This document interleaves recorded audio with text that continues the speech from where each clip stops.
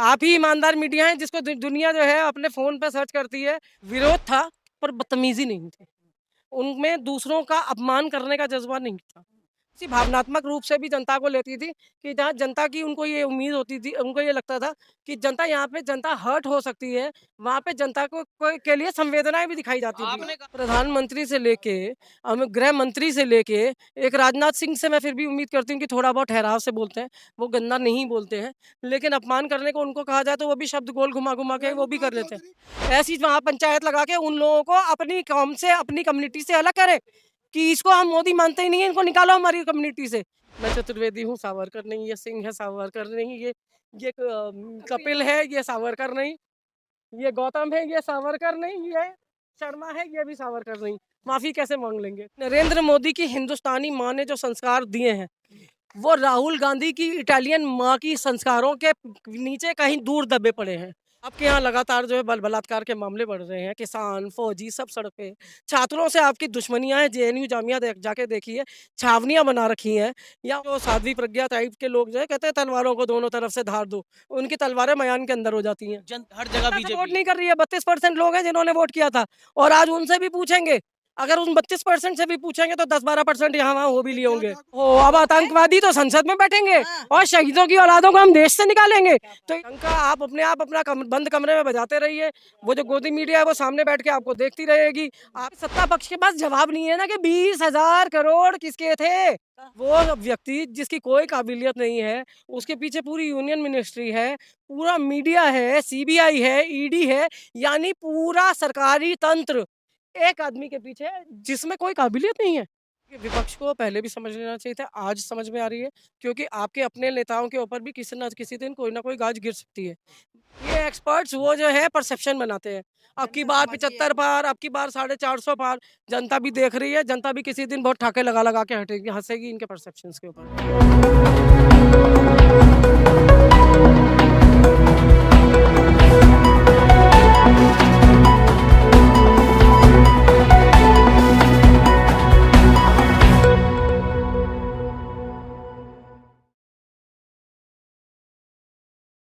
कांग्रेस के सत्याग्रह में महिलाएं भी अपनी भागीदारी दे रही हैं, तो महिलाएं इस पे क्या सोचती हैं, आइए जानते हैं। क्या लिख रखा है आपने मोदी राज में डेमोक्रेसी की ऐसी की तैसी? क्या मुझे बताने की ज़रूरत है? आप लोग वेब न्यूज़ पोर्टल्स हैं। आप पिछले 2014 से अब तक आपने इस तरह के कितने प्रोटेस्ट कवर किए हैं और कितनी जनता को आपने कवर किया है, मुझे लगता है आप लोगों से बेहतर कोई नहीं जानता। हम तो बहुत लिमिटेड में पहुँचते हैं और आप जो हैं यत्र तत्र सर्वत्र आप हर जगह होते हैं।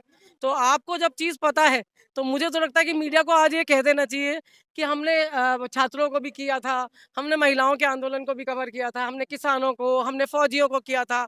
आज पहली बार हम किसी लोकसभा सदस्य की सदस्यता के जाने के ऊपर जो है इस तरह के सत्याग्रह का हिस्सा बनने आए हैं। ये तो मीडिया को बोलना चाहिए जिस था। तरह बोलने पे पाबंदी लगी हुई है, आपके ऊपर पाबंदी लगी है, राहुल गांधी ने आप गोदी मीडिया नहीं है, आप ही ईमानदार पर वो है।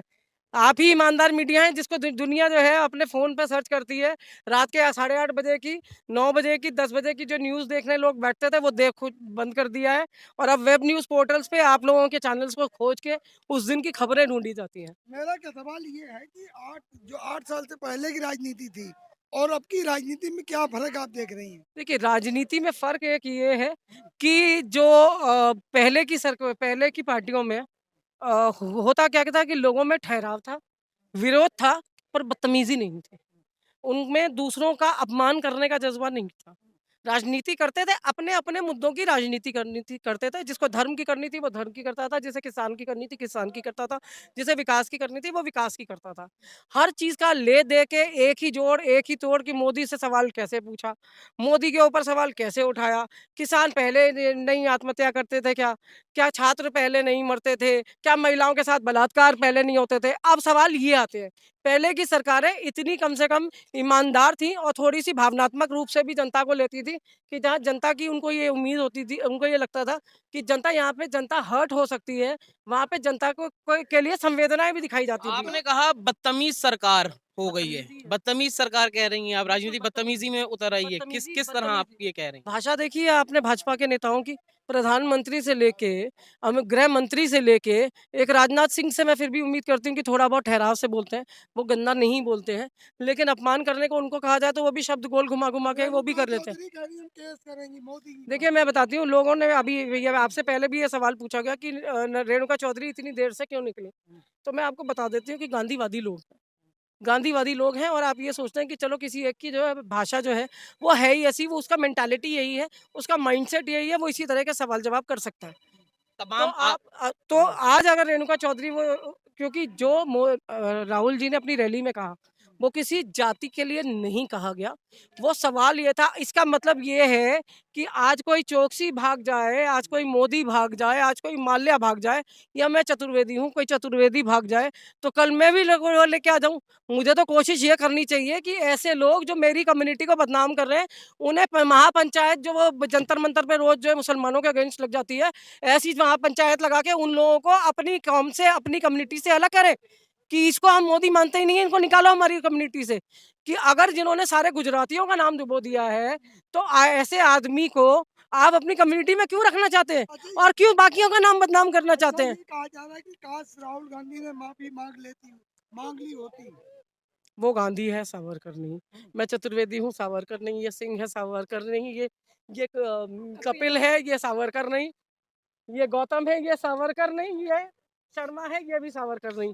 माफी कैसे मांग लेंगे? कांग्रेसी जो है गलती अव्वल तो करता नहीं है, क्योंकि भावनाएं और संवेदनाओं की, जिसमें जरा सा भी दिल में ये होगा ना कि जिसकी भावनाएं संवेदनाएं जागृत रहेंगी, वो ऐसी अपमानजनक बातें करता ही नहीं। अच्छा, आपको लगता है कि जो बीजेपी के नेता रहे हैं, उन्होंने भी कई टिप्पणियाँ जो है राहुल गांधी और उनकी माँ पे और तमाम चीज़ें कही हैं। लेकिन वो लोग विपक्ष जो है बड़ा शांत रहा, कमज़ोर था विपक्ष। कमज़ोर नहीं था, कमज़ोर नहीं था, आपकी गलतफ़हमी है।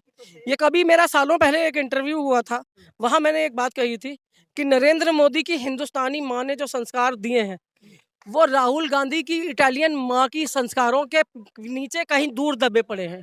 जो संस्कार सोनिया गांधी के हैं, वो संस्कार अगर नरेंद्र मोदी जी की माँ ने भी अपने बच्चों को दिए होते, तो नरेंद्र मोदी आज इतने जो है ना किसको कह सकते हैं कि इतना ब्लंटली, इतना शार्पली जो है झूठ नहीं बोल पाते। आँख की शर्म होती। थोड़ा बहुत उस मैंडेट का ईमानदारी से पालन करते, जो उनको जनता ने दिया। इतना क्लीन मैंडेट होने के बाद आपके यहाँ इतनी अराजकता है। आपके यहाँ लगातार जो है बलात्कार के मामले बढ़ रहे हैं। किसान, फौजी सब सड़क पे। छात्रों से आपकी दुश्मनियाँ हैं, जेएनयू जामिया जाके देखिए, छावनियाँ बना रखी हैं। यहाँ औरतों से बलात्कार हो जाते हैं और वो जो साध्वी प्रज्ञा टाइप के लोग जो है कहते हैं तलवारों को दोनों तरफ से धार दो। उनकी तलवारें मयान के अंदर हो जाती हैं। जनता खूब सपोर्ट कर रही है, हर जगह जनता सपोर्ट बीजेपी। नहीं कर रही है। 32% लोग हैं जिन्होंने वोट किया था और आज उनसे भी पूछेंगे, अगर उन 32% से भी पूछेंगे तो 10-12% यहाँ वहाँ हो भी लिए होंगे। ठाकुर कह रही राहुल गांधी देश में रहने लायक नहीं है। ओहो, अब आतंकवादी तो संसद में बैठेंगे और शहीदों की औलादों को हम देश से निकालेंगे, तो इस देश में हम क्या क्या अपने बच्चों के लिए क्या? आपने देखा लगातार हर साल जो है करीब 12 लाख लोग जो है हिंदुस्तान को छोड़ के बाहर पलायन कर रहे हैं। इतना अच्छा गवर्नेंस है, इतनी बढ़िया सरकार है, तो लोग यहाँ क्यों नहीं टिकते? क्यों नहीं टिकते? यहाँ का हिंदुस्तान ले जाके लंदन में, अमेरिका में, कनाडा में हम मिनी इंडिया बनाने थोड़ी जा रहे हैं। आप यहीं दीजिए, इंडियंस को इंडिया में रहने दीजिए ना, पर आपने यहाँ रहने लायक भी नहीं छोड़ा। कहा जा रहा है कि डंका बज रहा है। डंका वो थोथा चना बाजे खाना। डंका आप अपना बंद कमरे में बजाते रहिए। वो जो गोदी मीडिया है वो सामने बैठ के आपको देखती रहेगी, आप ही को दिखाती है, आपके अलावा कुछ पूछती नहीं है। ये पहली बार हो रहा है कि लोकसभा जब से राहुल गांधी की इन्होंने खत्म की है, उसके बाद मीडिया ने ईमानदारी से सामने आके सवाल करने शुरू कर दिए हैं। अभी सवाल किए, यहाँ पे खड़े होकर सवाल पूछ भी लेते हैं, बाहर जाके इसको कितना दिखाया जाएगा ये उनके ऊपर है। पहले विपक्ष सवाल पूछता था, अब तो सत्ता पक्ष पूछ रहा है। क्योंकि सत्ता पक्ष के पास जवाब नहीं है ना कि 20,000 करोड़ किसके थे, कहाँ गए? $3 मिलियन कहाँ से आए, कैसे दिए गए? वो ईमानदारी अगर है तो कहते राहुल जी के लिए भी कहती हूँ और ये हर उस व्यक्ति के लिए कहती हूँ जो सच बोलता है, क्योंकि उसे अपनी बातों से यहाँ वहाँ नहीं होना पड़ता। ठीक है, जो आदमी सच बोलता है उसे पता है कि मैंने क्या बोला है। जो झूठ बोलता है उसके बहाने रोज बदलते हैं। अच्छा टीवी में चल रहा था कि राहुल गांधी में काबिलियत नहीं किस देश चीज की? चलाने की। मुझे देश चलाने की तो बात करिए। फिलहाल तो मैं ये सोच रही हूँ कि वो व्यक्ति जिसकी कोई काबिलियत नहीं है, उसके पीछे पूरी यूनियन मिनिस्ट्री है, पूरा मीडिया है, सीबीआई है, ईडी है, यानी पूरा सरकारी तंत्र एक आदमी के पीछे जिसमें कोई काबिलियत नहीं है। तो यानी हमारे जितने इंस्टीट्यूशंस है, सरकार है, ये संस्थान है, बाकी जो हमारी ब्यूरोक्रेसी है, वो इतनी निकट्टू नकारा है कि देश के पास वैसे भी कुछ काम करने के लिए नहीं है उनके लिए। मोदी जी ने और एक प्रोग्राम में कहा था कि जो डेमोक्रेसी है, उसका अगर डेमोक्रेसी को देखना है तो उसका विपक्ष जो होता है, उसको आवाज़ उठानी चाहिए। आज उस बयान को कैसे देखती हैं? देखिए, विपक्ष तो लगातार आवाज़ उठा रहा है, ये अलग लेकिन बात। हालत क्या है विपक्ष की? विपक्ष की हालत बहुत अच्छी है। जिस तरह से हमारे ऊपर जिस तरह से मैं और ये क्या क्या हमारा कैडर है, हम क्या हैं हम? कांग्रेस के कार्यकर्ता ही हैं ना।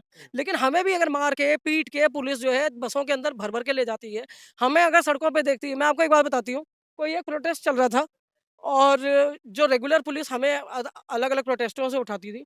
मैं थी, हमारी प्रदेश अध्यक्ष थी अमृता धवन और हमारी एक साथी थी बृजप्रिया जयंत। तो प्रिया, मैं और अमृता जी थे। आप मानेंगे, अमृता जी को गाड़ी से वहाँ तक छुड़वाया। हम लोग कुट्टी पे खड़े हुए जनपद उस पे जंतर मंतर पे कुछ खा रहे थे। हम लोगों को ऑटो में बिठा के पुलिस वालों ने वहाँ से भेज दिया, क्योंकि हम 8 महिलाएं भी सड़क पे खड़े होकर प्रदर्शन कर लेते हैं। हम कितने लोग खड़े हैं, पर हमारे हाथ में जो कुछ है, ये हम इसलिए लेके आए हैं ताकि हम लोगों को बता सके, अगर आप हमारे सुन नहीं रहे, कम से कम ये दिखा तो सकते हैं। केजरीवाल अब खुल के समर्थन दे रहे हैं।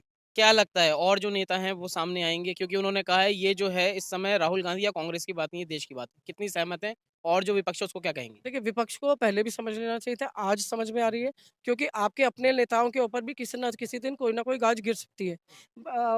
आम आदमी पार्टी की जहाँ तक बात करें, उनके नेता तो जेल भी कट रहे हैं। तो इस तरह की क्योंकि आप ये मानते हैं, दिल्ली की जनता में एक तरह का वो क्रिएट किया गया कि क्योंकि शिक्षा मंत्री थे मनीष सिसोदिया, बहुत अच्छा काम कर रहे थे, पर शिक्षा मंत्री का ढोल पीटा, आप ये बताना भूल जाते कि वो आपका भी नहीं है। दिल्ली में इतने सारे ठेके उन्होंने ही खुलवा दिए थे। आगे हो सकता है कि ये चीज़ उनके साथ भी हो जाए। अच्छा, कोई बड़ी आवाज बनेगी कि नहीं किस चीज़ की? जनता की? राहुल गांधी से बड़ी आवाज़ है जनता की। जनता के बीच में जहाँ प्रधानमंत्री सुरक्षा के घेरे में चलते हैं, अकेले चलते हुए यूँ दोनों तरफ, वो सिर्फ़ मीडिया देख रहा होता है और कोई तो उनको देख नहीं रहा होता है। लोगों को तो आप बहुत दूर रखते हैं अपने आप से। उस जनता के बीच एक आदमी 4,500 किलोमीटर की यात्रा कर गया। इसी जनता के बीच चल रहा था और ये ऐसे चल रहा था कि खोजना पड़ रहा था कि राहुल गांधी कहाँ चल रहे हैं। उससे ज़्यादा बेटर जनता की आवाज़ कोई पहुँचा सकता है? क्यों दिल्ली पुलिस ने उनसे जाके ये पूछा कि आपको इस बीच में उत्पीड़न के जितने शिकार मिले उनकी लिस्ट दीजिए? ये सवाल करने के हैं। मेरे से कोई दुःख कहने आएगा तो मैं उसके दुःख का डंका पीटूँगा। मैं आपको ये ज़रूर कह सकता हूँ, यहाँ पे गलती हो रही है आपसे, वो करी। सुधार की उम्मीद तब होती है जब आप अपनी आलोचना सुन सकें। अगर आप में आलोचना सुनने का वो नहीं है, मादा नहीं है, तो आप एक अच्छा गवर्नेंस दे ही नहीं सकते, क्योंकि आप भगवान तो हैं नहीं और गलतियाँ तो भगवान से भी हुई हैं। 24 में दोबारा बीजेपी सरकार बन रही है। अमित शाह कह रहे हैं ना। एक्सपर्ट्स कह रहे हैं सारे। ये एक्सपर्ट्स वो जो है परसेप्शन बनाते हैं। अब की बार 75 पार, अब की बार 450 पार। जनता भी देख रही है, जनता भी किसी दिन बहुत ठाके लगा के हटेगी, हंसेगी इनके परसेप्शंस के ऊपर। तो तमाम जो आपने बात सुनी, ये तमाम महिलाएं हैं, कार्यकर्ता हैं कांग्रेस की, जो इन्होंने बताया है, अपने विचार रखे हैं। इस पे आप क्या सोचते हैं? अपनी राय कमेंट द्वारा हमसे साझा करें। अगली अपडेट के साथ आपके सामने फिर प्रस्तुत होंगे। नमस्कार। सब्सक्राइब करें हमारे YouTube चैनल को और बने रहें हमारे साथ।